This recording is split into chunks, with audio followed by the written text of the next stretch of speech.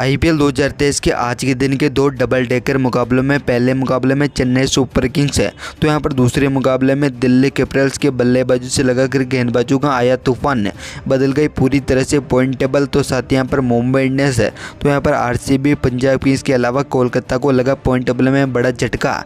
नमस्कार दोस्तों, स्वागत है एक बार फिर हमारे इस चैनल में। दोस्तों यहाँ पर आज के दिन के दो डबल डेकर मुकाबले खेले गए जहाँ पर पहले मुकाबले में चेन्नई सुपर किंग्स ने यहाँ पर मुंबई इंडियंस को हराकर यहाँ पर काफ़ी शानदार परफॉर्मेंस करते हुए यहाँ पर पॉइंट टेबल को पूरी तरह से बदला। तो यहाँ पर दूसरे मुकाबले में दिल्ली कैपिटल्स ने यहाँ पर आरसीबी को हराते हुए यहाँ पर एक बार फिर से यहाँ पर पॉइंट टेबल को पूरी तरह से बदल दिए हैं। जहाँ पर पॉइंट टेबल में आज की इस वीडियो में हम आपको पूरा एनालिसिस बताने वाले और साथ ही बताएंगे यहाँ पर आज की शानदार परफॉर्मेंस के बाद ऑरेंज कैप और पर्पल कैप किन खिलाड़ियों के नाम रही है। तो दोस्तों ये सब जानने के लिए बने रहें वीडियो के आखिर तक। और साथ ही अगर आपने हमारे चैनल को सब्सक्राइब नहीं किया है तो आईपीएल से जुड़ी तमाम लाइव अपडेट की जानकारी के लिए चैनल को सब्सक्राइब कर बेल आइकन जरूर दबा लें। तो चलिए दोस्तों सबसे पहले बिना कोई देरी करते हुए पॉइंट टेबल का एनालिसिस करते हैं।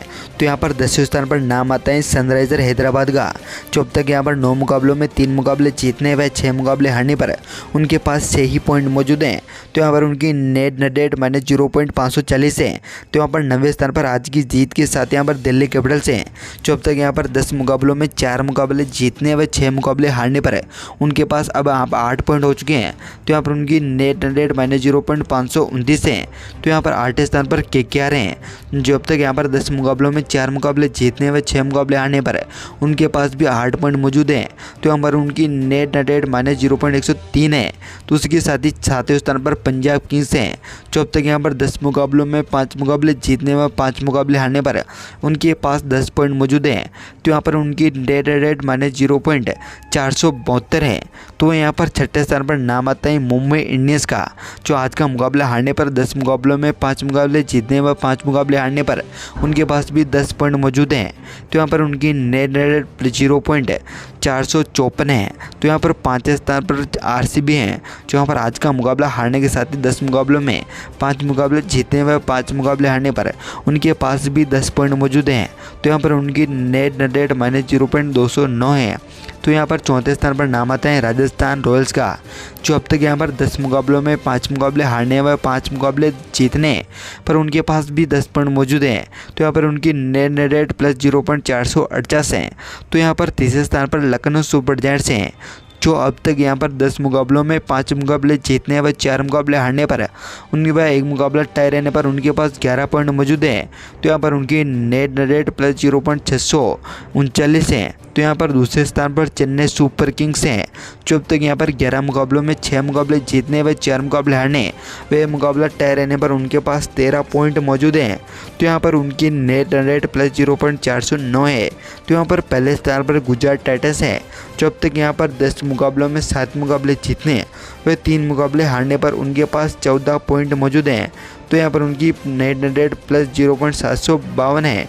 तो दोस्तों यहाँ पर पॉइंट टेबल में काफ़ी शानदार हमें फेरबदल देखने को मिला है।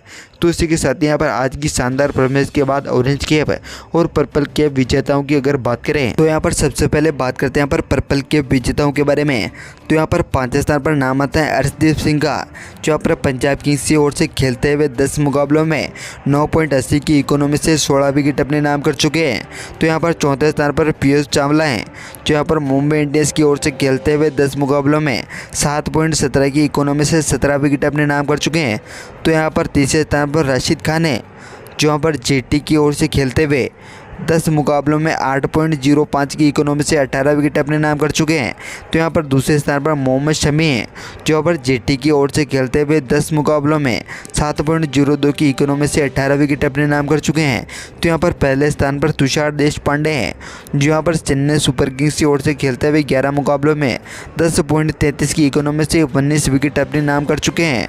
तो यहाँ पर पर्पल कैप यहाँ पर तुषार देशपांडे के नाम है। तो यहाँ पर ऑरेंज कैप की अगर बात करें तो यहाँ पर 5वें स्थान पर नाम आता है ऋतुराज गायकवाड़ का, जो सीएसके की ओर से खेलते हुए 11 मुकाबलों में 384 रन अपने नाम कर चुके हैं। तो यहाँ पर 4थे स्थान पर विराट कोहली हैं, जो आरसीबी की ओर से खेलते हुए 10 मुकाबलों में 419 रन नाम कर चुके हैं। तो यहाँ पर जो 3रे स्थान पर नाम आता है यशस्वी जायसवाल का, जो 10 मुकाबलों में 442 रन अपने नाम कर चुके हैं। तो यहाँ पर दूसरे स्थान पर डेविन कॉनवे हैं, जो यहाँ पर सीएसके की ओर से खेलते हुए 11 मुकाबलों में 458 रन नाम कर चुके चुके हैं। तो यहाँ पर पहले स्थान पर ऑरेंज कैप के हकदार फाफ डु प्लेसी हैं, जो यहाँ पर 10 मुकाबलों में 511 रन सबसे ज़्यादा अपने नाम किए हुए हैं। तो दोस्तों यहाँ पर orange cap Faf du Plessis के नाम है। तो दोस्तों यहाँ पर आपको क्या लगता है आने वाले मुकाबले में और कौन से खिलाड़ी हैं जो यहाँ पर ऑरेंज कैप और पर्पल कैप अपने नाम कर सकते हैं, और साथ ही बताएंगे यहाँ पर वो कौन सी 4 टीमें होंगी जो यहाँ पर प्लेऑफ में अपनी जगह पक्की करेंगी। अपनी कीमती राय कमेंट बॉक्स में जरूर बताएं। धन्यवाद दोस्तों वीडियो तक बने रहने के लिए। जय हिंद।